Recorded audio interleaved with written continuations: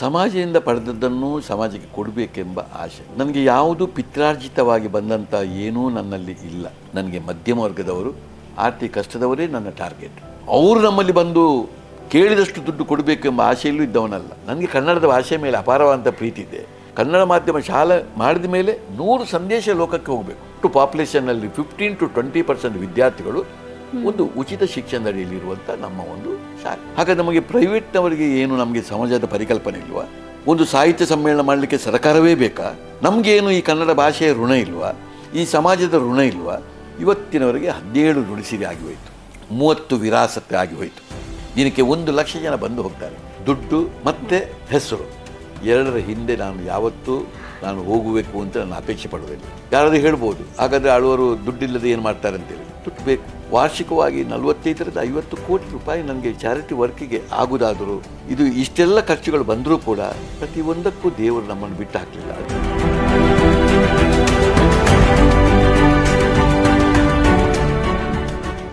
ಜೊತೆಗೆ ನಿಮ್ಮ ವಿದ್ಯಾಸಂಸ್ಥೆಯಲ್ಲಿ ಒಂದು ವಿಶಿಷ್ಟವಾದಂತಹ ಯೋಜನೆ ಅಂತ ಹೇಳಿದರೆ ಅದು ಉಚಿತ ಶಿಕ್ಷಣ. ಪ್ರತಿಯೊಂದು ಕ್ಯಾಟಗರಿಯಲ್ಲಿ ಕೂಡ ಅದು ಅಂಗವೈಕಲ್ಯದಿಂದ ತುಂಬಿರುವವರಿಗಿರ್ಬೋದು, ಸ್ಪೋರ್ಟ್ಸ್ ಇರ್ಬೋದು, ಸಾಂಸ್ಕೃತಿಕ ಇರ್ಬೋದು, ವಿದ್ಯಾಕ್ಷೇತ್ರದಲ್ಲಿರುವವರಿಗಿರ್ಬೋದು ಉಚಿತ ಶಿಕ್ಷಣವನ್ನು ನೀಡುವಂತಹ ಪರಿಕಲ್ಪನೆ ಕೂಡ ಬರುತ್ತೆ. ಅದು ಯಾವ ರೀತಿಯಾಗಿ ಬಂದಿದೆ? ನಾನು ಬಹಳ ಮುಖ್ಯವಾಗಿ ಒಂದು ಸಮಾಜದ ಪರಿಕಲ್ಪನೆಯಲ್ಲಿ ಇರುವವ. ಸಮಾಜದ ಪರಿಕಲ್ಪನೆ, ಸಮಾಜದಿಂದ ಪಡೆದದ್ದನ್ನು ಸಮಾಜಕ್ಕೆ ಕೊಡಬೇಕೆಂಬ ಆಸೆ. ನನಗೆ ಯಾವುದು ಪಿತ್ರಾರ್ಜಿತವಾಗಿ ಬಂದಂಥ ಏನೂ ನನ್ನಲ್ಲಿ ಇಲ್ಲ. ನಾನು ಸ್ವಯಾರ್ಜಿತವಾಗಿ ಮಾಡಿದಂಥ ನನ್ನ ಎಲ್ಲ ಕೆಲಸಗಳು. ಇಂಥ ಸಂದರ್ಭದಲ್ಲಿ ನಮ್ಮ ಒಂದು ಪಾರ್ಟ್ ಆಫ್ ದ ಎಜುಕೇಷನ್ ನಂದೀಗ ನನ್ನೊಂದು ಜೀವನ ಅಂತ ಹೇಳಿದರೆ, ಜೀವನದ ಜೊತೆ ಕೆಲವು ವಿಚಾರಗಳು ನನ್ನ ಅವಿಭಾಜ್ಯ ಅಂಗ ಅಂತ ನಾನು ತೆಗೆದುಕೊಂಡವ. ನನ್ನ ಸ್ವಲ್ಪ ಬಹಳ ಬ್ರಾಡ್ ಆಗಿರುವಂಥದ್ದು ಜೀವನ ಅಂತ ಹೇಳಿದರೆ ಅದರಲ್ಲಿ ಕೆಲವು ವಿಚಾರಗಳು ನನ್ನ ಅವಿಭಾಜ್ಯ ಅಂಗ ಹಾಗೆ ತೆಗೆದುಕೊಂಡಿದ್ದೇನೆ. ಹೀಗಾಗುವಾಗ ನಾವು ಕಟ್ಟಿದ ಸಂಸ್ಥೆಯಲ್ಲೂ ಕೂಡ ಒಂದು ಕೆಲವು ವಿಚಾರವನ್ನು ಅವಿಭಾಜ್ಯ ಅಂಗವಾಗಿ ಇಟ್ಟುಕೊಂಡೆವು. ಒಂದು ಇಡೀ ವಿದ್ಯಾರ್ಥಿಗಳಂತೆ ಆಗುವಾಗ ವಿದ್ಯಾರ್ಥಿಗಳ ವರ್ಗದಲ್ಲಿ ಒಂದಿಷ್ಟು ವರ್ಗ ಅದು ನಾವು ಭಾಳಷ್ಟು ಮಕ್ಕಳನ್ನು ದತ್ತತೆ ಕೊಡಬೇಕು, ತೆಗೆದುಕೊಂಡವರಿಗೆ ಉಚಿತವಾದಂಥ ಶಿಕ್ಷಣವನ್ನು ಕೊಡಬೇಕು. ಹಾಗಾದರೆ ಯಾವುದು ವರ್ಗ? ಒಂದು ಬಹಳಷ್ಟು ಕಲಿಕೆ, ಬಹಳ ಮುಖ್ಯವಾಗಿ ಕಲಿಕೆಯಲ್ಲಿ ಇವತ್ತು ಎಷ್ಟೋ ಜನ ಮಕ್ಕಳಿಗೆ ಇವತ್ತು ನಮ್ಮ ಇಡೀ ಒಂದು ವಿದ್ಯಾಸಂಸ್ಥೆ ಮೇನ್ ಟಾರ್ಗೆಟೇ ಇರುವುದು ನಾವು ಮಧ್ಯಮ ವರ್ಗದವರಿಗೆ ಮತ್ತು ಆರ್ಥಿಕ ಕಷ್ಟದವರಿಗೆ. ನಾನು ಎಂದೂ ಧನಿಕರಿಗೆ ಬೇಕಾಗಿ, ಐಶ್ವರ್ಯವಂತರಿಗೆ ಬೇಕಾಗಿ ನಾನು ಕಟ್ಟಿದಂಥ ವಿದ್ಯಾಸಂಸ್ಥೆ ಅಲ್ಲ. ಅವರು ನಮ್ಮಲ್ಲಿ ಬಂದು ಕೇಳಿದಷ್ಟು ದುಡ್ಡು ಕೊಡಬೇಕು ಎಂಬ ಆಸೆಯಲ್ಲೂ ಇದ್ದವನಲ್ಲ. ನನಗೆ ಮಧ್ಯಮ ವರ್ಗದವರು, ಆರ್ಥಿಕ ಕಷ್ಟದವರೇ ನನ್ನ ಟಾರ್ಗೆಟ್.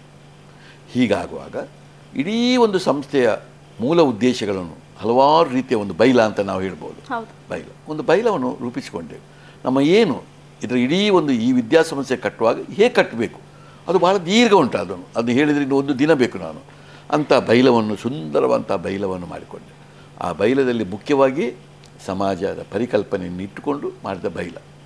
ಇದರಲ್ಲಿ ಭಾಳ ಮುಖ್ಯವಾಗಿ ನನ್ನ ದತ್ತು ಸ್ವೀಕಾರ ನೀವು ಹೇಳಿದಂಥ ಇದರಲ್ಲಿ 4 ವರ್ಗ ಮಾಡಿದೆವು.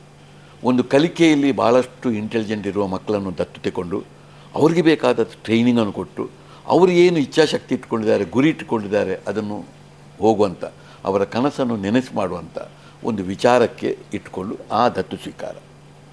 ಎರಡನೇದ್ದು, ನಾನೊಬ್ಬ ಕ್ರೀಡಾಪಟು. ನನಗೆ ಕ್ರೀಡೆಯ ಒಂದು ಇಡೀ ಗೊತ್ತಿದೆ, ಆ ಬೆವರಿನ ಸುಖ ನನಗೆ ಗೊತ್ತಿದೆ. ಇವತ್ತು ಇಡೀ ದೇಶದಲ್ಲಿ ಜಗತ್ತಲ್ಲಿ ನಾವು ಏನು ಮಾಡಬೇಕು ಎಂಬುದು ಗೊತ್ತಿದೆ. ಒಂದು ಕ್ರೀಡಾ ಮನೋಭಾವದಿಂದ ನಾವು ಏನೆಲ್ಲ ಪ್ರಯೋಜನ ಆಗ್ತದೆ ಎಂಬುದು ನನಗೆ ಗೊತ್ತು. ಅದಕ್ಕಾಗಿ ಕ್ರೀಡೆಯನ್ನು ವಿಶೇಷವಾಗಿ ತೆಗೆದುಕೊಂಡು ಕ್ರೀಡೆಯಲ್ಲಿ ಅಪ್ರತಿಮ ಸಾಧನೆ ಮಾಡಿದಂಥ ವ್ಯಕ್ತಿಗಳನ್ನು ತರುವುದು, ತಂದವರಿಗೆ ಟ್ರೈನಿಂಗ್ ಕೊಡೋದು, ಅವರನ್ನು ಜಿಲ್ಲಾ, ರಾಜ್ಯ, ದೇಶೀಯ, ಅಂತಾರಾಷ್ಟ್ರೀಯ ಮಟ್ಟಕ್ಕೆ ಕೊಂಡೋಗೋದು, ಒಳ್ಳೆಯ ಕ್ರೀಡಾಪಟುವನ್ನಾಗಿ ಮಾಡುವಂಥ ಒಂದು ಕೆಲಸ.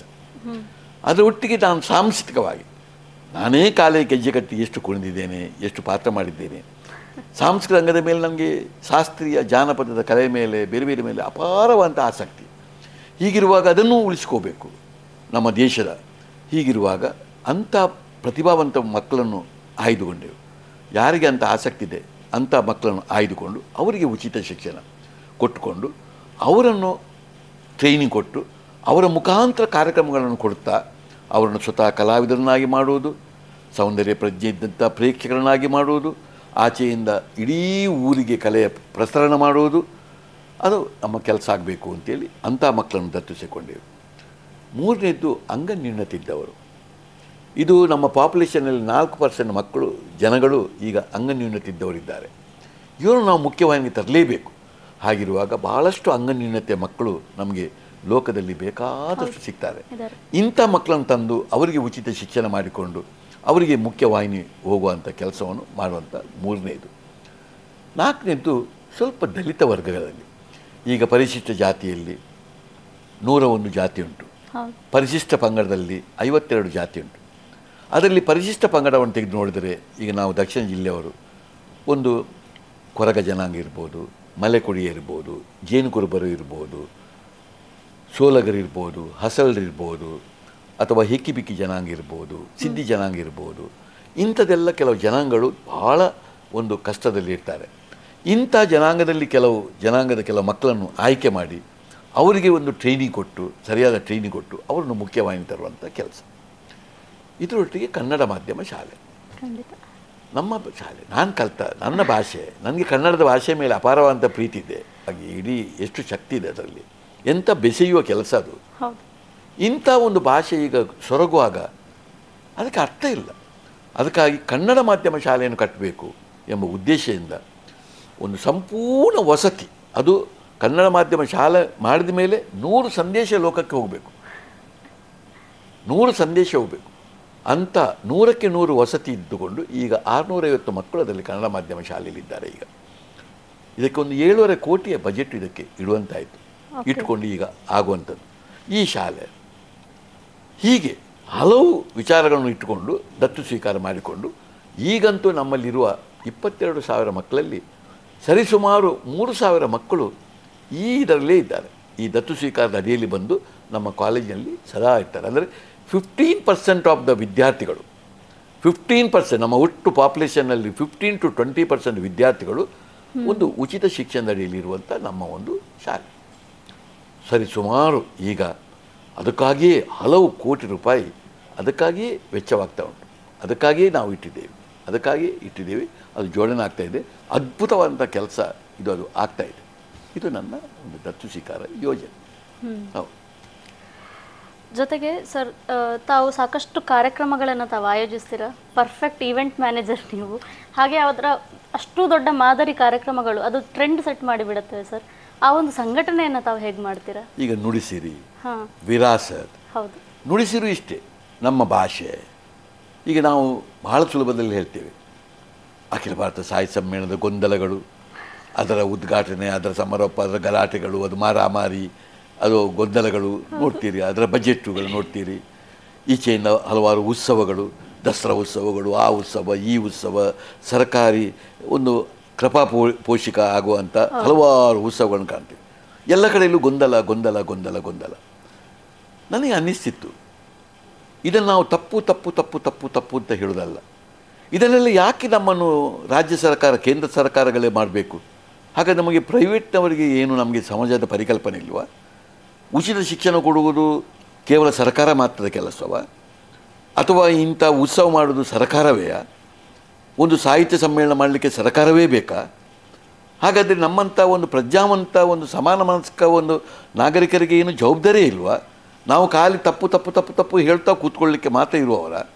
ನಾವು ಸರಿ ಮಾಡಿ ತೋರಿಸ್ಬೇಡವಾ ಭಾರತ? ನಮಗೇನು ಈ ಕನ್ನಡ ಭಾಷೆಯ ಋಣ ಇಲ್ವಾ? ಈ ಸಮಾಜದ ಋಣ ಇಲ್ವಾ? ಇದೆಲ್ಲ ಪ್ರಶ್ನೆ ನಮ್ಮನ್ನು ಕಾಡ್ತಾ ಇತ್ತು. ಅದಕ್ಕಾಗಿ ನುಡಿಸಿರಿ ಎಂಬುದನ್ನು ಪ್ರಾರಂಭ ಮಾಡ್ತೇವೆ. ಅದನ್ನು ಇಂದಿನ ತನಕ ಅದಕ್ಕೆ ಬೃಹತ್ತಾಕಾರದ ನಮ್ಮ ಸಮಾನ ಮನಸ್ಕರನ್ನು ಒಟ್ಟು ಮಾಡಿಕೊಂಡು ಅಚ್ಚುಕಟ್ಟುತನದಿಂದ, ಯಾಕೆಂದರೆ ಅಖಿಲ ಭಾರತ ಸಾಹಿತ್ಯ ಸಮ್ಮೇಳನ ಮಾಡುವ ಭಾಗ್ಯ ನನಗೆ ಬಾಲಿಗೊಮ್ಮೆ ಬಂತು. ಆ 1 ವರ್ಷ ಮಾಡಿದಾಗ ನಮಗೆ ಬಹಳ ಅದ್ಭುತವಾದಂಥ ಒಂದು ಜ್ಞಾನ ಬಂತು. ಜ್ಞಾನ ಬಂದ ಮೇಲೆ ಆಯಿತು, ಈ ಜ್ಞಾನ ನಮಗೆ ಯಾಕೆ ವೇಸ್ಟ್ ಆಗಬೇಕು? ಏನಪ್ಪ ಇಂಥ ಒಂದು ಅವಕಾಶ ಸಿಕ್ಕುವಾಗ ಮೈಯಲ್ಲಿ ದೈವ ಬಂದಾಗೆ ಒಂದು ನಾವು ಆ ಕೆಲಸ ಮಾಡೋದು, ಆಮೇಲೆ ನಮಗೂ ಅದಕ್ಕೆ ಸಂಬಂಧ ಇಲ್ಲದಾಗೆ ನಾವು ದೂರ ಇರಬೇಕು ಯಾಕೆ? ಹಾಗಿರುವಾಗ ನಾವು ಸ್ವತಃ ಮಾಡುವ ತಿಳ್ಕೊಂಡು ಆಳ್ವಾಸ್ ನುಡಿಸಿರಿ ಪ್ರಾರಂಭ ಆಯಿತು. ಇವತ್ತಿನವರೆಗೆ 17 ನುಡಿಸಿರಿ ಆಗಿ ಹೋಯಿತು. ಇವತ್ತು ಇಡೀ ರಾಜ್ಯದಲ್ಲಿ, ದೇಶದಲ್ಲಿ ಗುರುತಿಸಲ್ಪಟ್ಟಿತ್ತು. ಅದರದ್ದೇ ಆದಂಥ ಒಂದು ಟ್ರೆಂಡ್, ನೀವು ಹೇಳಿದ ಟ್ರೆಂಡ್ ಬಂದು ಈಗ ಅದು ನಮ್ಮ ಒಂದು ನುಡಿಸಿರಿ ಯಾವಾಗ ಆಗ್ತದೆ ಅಂತೇಳಿ ನನ್ನ ಮೇಲೆ ಒತ್ತಡ ಹಾಕ್ತಾ ಇದ್ದಾರೆ. ಇದೇ ರೀತಿ ವಿರಾಸತ್, ಇದು ಕೂಡ ಹಾಗೆ. ಆಳ್ವಾಸ್ ವಿರಾಸತ್ ಎಂಬುದು ನಮಗೆ ಒಂದೇ ಆಗ ಆಸೆ ಇದ್ದದ್ದು.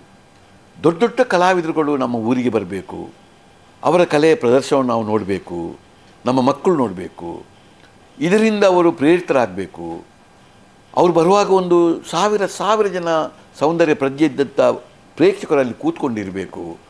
ಇದರ ಒಟ್ಟಿಗೆ ನಮ್ಮ ಮಕ್ಕಳು ಕಲಾವಿದರಾಗಬೇಕು, ನಾಳೆ ಅವರು ಹೋಗಿ ಪ್ರದರ್ಶನ ಕೊಡುವ ಹಾಗೆ ಆಗಬೇಕು. ಇದೆಲ್ಲ ನಮ್ಮ ಆಶೆಗಳಿತ್ತು. ಇದಕ್ಕಾಗಿ ಈ ಮಕ್ಕಳನ್ನೆಲ್ಲ ಇದ್ದುಕೊಂಡು 30 ವಿರಾಸತ್ ಆಗಿ ಹೋಯಿತು. ಈಗ ಈ ವರ್ಷ ಆಳ್ವಾಸ್ 30ನೇ ಆಳ್ವಾಸ್ ವಿರಾಸತ್ ಈಗ ನಡೆಯುವುದು, ಈ ವರ್ಷ ನಡೆಯುವುದು.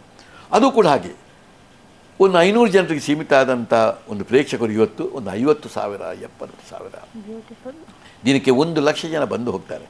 ಈಗ ಇಡೀ ವಿರಾಸತ್ತರ ಜೊತೆ ಕೃಷಿ ಸೇರಿ ಹೋಯಿತು. ಕೃಷಿಗೆ ಪ್ರಾಧಾನ್ಯ ಕೊಟ್ಟೆವು, ಆಚೆಯಿಂದ ಕರಕುಶಲಗಳಿಗೆ ಪ್ರಾಧಾನ್ಯ ಕೊಟ್ಟೆವು, ನಮ್ಮ ದೇಶದ ಆಹಾರಗಳಿಗೆ ಬೇರೆ ಬೇರೆ ಇದಕ್ಕೆ ಉತ್ಸವಕ್ಕೆ ಒತ್ತು ಕೊಟ್ಟೆವು. ಬೇರೆ ಬೇರೆ ರೀತಿಯಲ್ಲಿ ನಮ್ಮ ಮಕ್ಕಳಿಗೆ ಬೇರೆ ಬೇರೆ ರೀತಿಯಲ್ಲಿ ನಮ್ಮ ಮಕ್ಕಳಿಗೆ ಮನಸ್ಸು ಕಟ್ಟುವಂಥ ಕೆಲಸಕ್ಕೆ ಈಗ ನುಡಿಸಿರಿ ವಿರಾಸತ್ಗಳು ಬಂದು ಅದು ಇಡೀ ರಾಜ್ಯದಲ್ಲಿ ಈಗ ಗುರುತಿಸಲ್ಪಟ್ಟಿದೆ.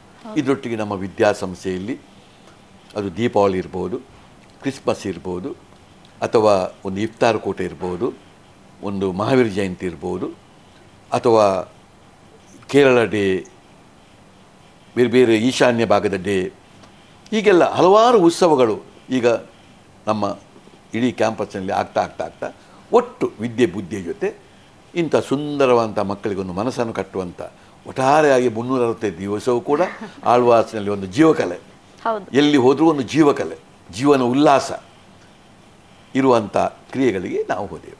ಇದೀಗ ಇರುವಂಥ ವಿಚಾರ. Beautiful sir. ಹಾಗೆ ತಮಗೆ ನಿಮ್ಮ ಒಂದು ಸ್ಟೂಡೆಂಟ್ ಲೈಫಲ್ಲಿ ಕೂಡ best talented youth in the world ಅಂತ ಆಕ್ಸ್ಫರ್ಡ್ ಯೂನಿವರ್ಸಿಟಿ ನಿಮ್ಮನ್ನು ರೆಕಗ್ನೈಸ್ ಮಾಡಿ ಆ ಒಂದು ಪ್ರಶಸ್ತಿಯನ್ನು ಕೊಡುತ್ತೆ. ಅದರ ಜೊತೆಗೆ ಸಾಕಷ್ಟು ರಾಜ್ಯ ಮಟ್ಟದ ರಾಷ್ಟ್ರ ಮಟ್ಟದ ಪ್ರಶಸ್ತಿಗಳಿಗೆ ಲೆಕ್ಕ ಇಲ್ಲದಷ್ಟು ತಮಗೆ ಬಂದಿದೆ. ಇಂಥ ಒಂದು ಪ್ರಶಸ್ತಿಗಳನ್ನು ಪಡೆಯುವಾಗ ತಮಗಾಗುವಂಥ ಅನುಭವ, ಆ ಒಂದು ಫೀಲಿಂಗ್ಸ್ ಹೇಗಿರುತ್ತೆ ಸರ್? ಎಂದೂ ನಾನು ಸ್ಪಷ್ಟವಾಗಿ ಹೇಳಲಿಕ್ಕೆ ಇಚ್ಛೆ ಪಡ್ತೇನೆ, ದುಡ್ಡು ಮತ್ತು ಹೆಸರು ಎರಡರ ಹಿಂದೆ ನಾನು ಯಾವತ್ತೂ ನಾನು ಹೋಗಬೇಕು ಅಂತ ನಾನು ಅಪೇಕ್ಷೆ ಪಡೋದಿಲ್ಲ. ಆದರೆ ಎರಡೂ ನಮಗೆ ಅಗತ್ಯವೇ. ಯಾರಾದರೂ ಹೇಳ್ಬೋದು, ಹಾಗಾದರೆ ಆಳುವರು ದುಡ್ಡಿಲ್ಲದೆ ಏನು ಮಾಡ್ತಾರೆ ಅಂತೇಳಿ. ದುಡ್ಡು ಬೇಕು. ನಾವು ಮಾಡಿದ ಕೆಲಸಕ್ಕೆ ನಮಗೆ ಎಷ್ಟು ಅಗತ್ಯ ಇದೆ ಅದನ್ನು ದೇವರು ಕೊಟ್ಟೇ ಕೊಡ್ತಾರೆ. ನನಗೆ ಇವತ್ತಿನವರೆಗೆ ನಾನು ನಂಬಿಕೊಂಡು ಬಂದಿದ್ದೇನೆ. ಇಷ್ಟೆಲ್ಲ ಸಾಲ ಮೂಲ ಇದ್ದರೂ ಕೂಡ, ಇಷ್ಟೆಲ್ಲ ಖರ್ಚು ವೆಚ್ಚಗಳು ಇದ್ದರೂ ಕೂಡ, ವಾರ್ಷಿಕವಾಗಿ 45-50 ಕೋಟಿ ರೂಪಾಯಿ ನನಗೆ ಚಾರಿಟಿ ವರ್ಕಿಗೆ ಆಗುವುದಾದರೂ, ಇದು ಇಷ್ಟೆಲ್ಲ ಖರ್ಚುಗಳು ಬಂದರೂ ಕೂಡ ಪ್ರತಿಯೊಂದಕ್ಕೂ ದೇವರು ನಮ್ಮನ್ನು ಬಿಟ್ಟು ಹಾಕಲಿಲ್ಲ. ಅದಕ್ಕೆ ಬೇಕಾಗುವ ದುಡ್ಡು ದೇವರು ಜೋಡಣೆ ಮಾಡ್ತಾ ಹೋಗಿದ್ದಾರೆ ಇವತ್ತಿನವರೆಗೆ. ನಾಳೆ ವಿಚಾರ ನನಗೆ ಗೊತ್ತಿಲ್ಲ. ಹೆಸರು ಎಂದೂ ಹೆಸರು ಬೇಕು ಅಂತಿಲ್ಲ. ನಾನು ಅರ್ಜಿ ಹಾಕೋನಲ್ಲ, ನಾನು ಅಪೇಕ್ಷೆ ಮಾಡುವವನಲ್ಲ, ನನಗೆ ಅದರ ಅಗತ್ಯವೂ ಇಲ್ಲ. ಆದರೆ ನಮ್ಮ ಕೆಲಸವನ್ನು ರೆಕಗ್ನೈಸ್ ಮಾಡಿಕೊಂಡು ಹಲವಾರು ಕಡೆಗಳಲ್ಲಿ, ಅದು ನೀವು ಹೇಳಿದ best talented youth in the world ಇದು ಪ್ರಶಸ್ತಿ, ಆ ಸಮಯದಲ್ಲಿ ನನ್ನ ಗುರುಗಳು ಡಾಕ್ಟರ್ R.R. ಭಟ್ರು ನನ್ನ ಹೆಸರನ್ನು ಇಂಗ್ಲೆಂಡಿಗೆ ಒಂದು ಕಳಿಸಿಕೊಟ್ರು. ಅದು ಆ ಸಮಯದಲ್ಲಿ ಇಂಗ್ಲೆಂಡ್ನಲ್ಲಿ ವರ್ಲ್ಡಿನ ಒಂದು ಇದನ್ನು ಆಚರಣೆ ಮಾಡಿದರು. ಅವರು ಬೆಸ್ಟ್ ಯೂತ್ಗಳನ್ನೆಲ್ಲ ಕರೆದು ಒಂದು ವರ್ಲ್ಡ್ನಲ್ಲಿ ಸನ್ಮಾನ ಮಾಡುವ ಕಾರ್ಯಕ್ರಮವನ್ನು ಹಾಕಿಕೊಂಡು ಒಂದು ಅಪೇಕ್ಷೆ ಮಾಡಿದಾಗ ನನ್ನ ಹೆಸರನ್ನು ನಮ್ಮ ಗುರುಗಳು ಕಳಿಸಿಕೊಟ್ರು. ಅವರು ಎಲ್ಲೋ ನೋಡಿ ಅದನ್ನು ಕಳಿಸಿಕೊಟ್ರು. ಆ ವರ್ಷ ಒಂದೇ ವರ್ಷದಲ್ಲಿ ನಂದು ಕ್ರೀಡೆ, ಸಾಂಸ್ಕೃತಿಕ ಬೇರೆ ಬೇರೆ ವಿಚಾರಗಳಿಗೆ ಸಂಬಂಧಪಟ್ಟ ಒಂದು 121 ಪದಕಗಳು ನನಗೆ ಒಂದು ವರ್ಷದಲ್ಲಿ ಸಿಕ್ಕಿತ್ತು. ಅದನ್ನು ಇಟ್ಟು ಅವರು ಕಳಿಸಿದ್ದು. ಇಂಥ ಒಂದು ಪ್ರತಿಭಾವಂತವನ್ನು ನೋಡಿಕೊಂಡು ಅವರು ನಮಗೆ ಆಕ್ಸ್ಫರ್ಡ್ ಯೂನಿವರ್ಸಿಟಿಯಲ್ಲಿ best talented in the youth in the world ಅಂತೇಳಿ ಪ್ರಶಸ್ತಿ ಕೊಡುವಾಗ ನಮ್ಮ ದೇಶದಿಂದ 5 ಜನರಲ್ಲಿ ನಾನು ಸೌತ್ ಇಂಡಿಯಾದಿಂದ ನಾನು ಒಬ್ಬ. ಹಾಗೆ ನನಗೆ ಅದು ಅವಾರ್ಡ್ ನನಗೆ ಸಿಕ್ಕಲಿಕ್ಕೆ ಕಾರಣವಾಯಿತು. ಅಲ್ಲಿಯ ಮೇಲೆ ನನಗೆ ಹಲವಾರು ಪ್ರಶಸ್ತಿಗಳು ಬೇರೆ ಬೇರೆ ಅಕಾಡೆಮಿಗಳದ್ದು. ಈಗ ಮಂಗಳೂರು ಯೂನಿವರ್ಸಿಟಿಯ ಡಾಕ್ಟರೇಟ್ ಬಂತು, ರಾಜ್ಯೋತ್ಸವ ಪ್ರಶಸ್ತಿ 2003ರಲ್ಲಿ ಬಂತು. ಇದೆಲ್ಲ ಹಲವಾರು ವಿಚಾರಗಳು ನನಗೆಲ್ಲ ಬಂದಿದೆ. ನನಗೆ ತುಂಬ ಅಕಾಡೆಮಿಗಳ ಇದು ಸಿಕ್ಕಿದೆ, ಎಲ್ಲ ಬಂದಿದೆ. ನೀವು ನನ್ನ ಹತ್ರ ಕೇಳಿದರೆ ಅದು ಎಲ್ಲಿ ಉಂಟು ಅಂತ ಕೇಳಿದರೆ ನನ್ನ ಹತ್ರ ಇಲ್ಲ. ನಾನು ಯಾವ ದಾಖಲೆಯನ್ನು ಎಲ್ಲೂ ಇರಲಿಲ್ಲ, ನನಗೆ ಅದರ ಅಪೇಕ್ಷೆಯೂ ಇಲ್ಲ. ಎಲ್ಲ ಸಿಕ್ಕಿದೆ, ಎಲ್ಲವೂ ಅನುಭವಿಸಿದ್ದೇನೆ. ಇಂಥದ್ದೆಲ್ಲ ತುಂಬ ಬಂದಿದೆ. ಅದರ ಬಗ್ಗೆ ನನಗೆ ಹೆಮ್ಮೆ ಇದೆ. ಆದರೆ ನಾನು ಎಂದೂ ಅಪೇಕ್ಷೆ ಮಾಡೋದಿಲ್ಲ. ಆದರೆ ನಾವು ಮಾಡಿದ ಕೆಲಸಕ್ಕೆ ಗುರುತಿಸಿಕೊಂಡು ಬಹಳಷ್ಟು ಬಂದದ್ದಿದೆ. ಅದರಿಂದ ನಾನು ತುಂಬ ಸಂತೋಷ ಇದೆ. ಒಂದೊಂದು ಸಲ ನನಗೆ ಆಗಲಿ ನನ್ನ ಕೆಲಸ ಒಂದು ರೆಕಗ್ನೈಸ್ ಆಗಿದೆ ಅಲ್ವಾ, ಜನರು ಅದನ್ನು ರಿಸೀವ್ ಮಾಡಿದಾರಲ್ವಾ ಎಂಬುದು ನನಗೆ ಬಹಳ ಮುಖ್ಯ. ಅದು ಯಾಕೆಂದರೆ ಒಬ್ಬನ ಹೃದಯದಲ್ಲಿ ಒಂದು ಸ್ಥಾನ ಸಿಕ್ಕುವುದುಂಟು, ಅದಕ್ಕಿಂತ ದೊಡ್ಡದು ಬೇರೆ ಏನಿಲ್ಲ. ಆದರೆ ನಾವು ಬಲಾತ್ಕಾರವಾಗಿ ತೆಗೆದುಕೊಳ್ಳುವಂಥ ಒಂದು ಸ್ಥಾನಮಾನ ಅದು ನಿಲ್ಲುವುದಿಲ್ಲ ಅಂತ ನನಗೆ ಚೆನ್ನಾಗಿ ಗೊತ್ತು. ಆದರೆ ನಾನು ವಿಶೇಷವಾಗಿ ಎಲ್ಲಕ್ಕಿಂತ ಮುಖ್ಯವಾಗಿ ಮನುಷ್ಯರ ಹೃದಯದಲ್ಲಿ, ಅವರ ಮನಸ್ಸಿನಲ್ಲಿ ಒಂದು ಸ್ಥಾನ ಸಿಕ್ಕಿದರೆ ಅದಕ್ಕಿಂತ ದೊಡ್ಡ ಪುಣ್ಯಾತ್ಮ ನಾನು ಬೇರೆ